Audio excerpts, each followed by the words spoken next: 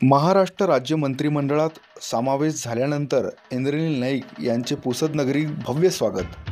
पुसद नगरीत इंद्रनील नाईक यांची राज्यमंत्री म्हणून नियुक्ती झाल्यानंतर त्यांच्या प्रथम आगमनानिमित्त भव्य स्वागत व रॅलीचे आयोजन करण्यात आले होते। या स्वागत सोहळ्यात हजारो नागरिक उत्साहाने सहभागी होते।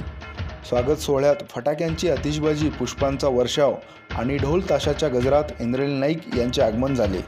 पुसद नगरीच्या रस्त्यावर सजावट करण्यात आली होती आणि नागरिकांनी उत्स्फूर्तपणे सहभाग देखील घेतला होता। रॅलीच्या मार्गावर परिसरातील व सर्व महापुरुषांच्या पुतळ्याला वंदन करण्यात आले। नागरिकांनी मोठ्या उत्साहाने इंद्रनील नाईक यांचे स्वागत केले आणि त्यांचे अभिनंदन केले।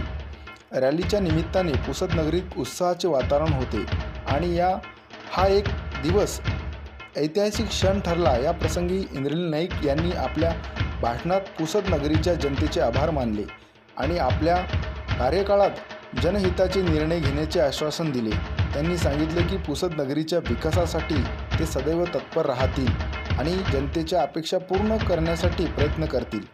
कार्यक्रमात स्थानिक नेते, कार्यकर्ते आणि नागरिकांनी इंद्रनील नाईक यांना शुभेच्छा दिल्या। त्यांच्यावर विश्वास व्यक्त केला की ते आपल्या पदाचा योग्य उपयोग करून नागरिकांच्या समस्यांचे निराकरण करतील। या स्वागत समारंभामुळे पुसद नगरीत आनंदाचे वातावरण निर्माण झाले होते आणि संपूर्ण शहराने उत्साहाने हा सोहळा साजरा केला। पुसद नगरीत या स्वागत सोहळ्यात एक नवा ऊर्जा संचार झाला आणि नागरिकांनी सोहळ्याचा आनंद लुटला। वेद न्यूज पुसद।